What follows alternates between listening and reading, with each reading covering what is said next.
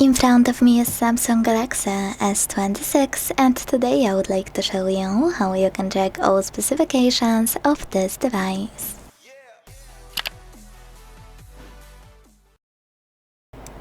Begin by opening Play Store to download free app called DevCheck Device and SystemInfo from Flare to Developer. When it's ready, launch it.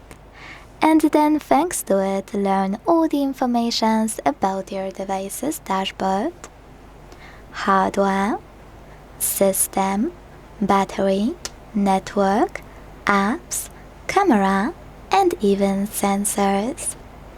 Quick tip, when you go into dashboard, tap on all of those sections, not only to read all of those informations, but also because when you hit settings at the bottom right corner of each pop-up, you will get transferred to this section in your settings right away. You can also do that thanks to those gears at the top right corners. Thanks so much for watching. If you enjoyed this video, leave a like, comment and subscribe. Bye!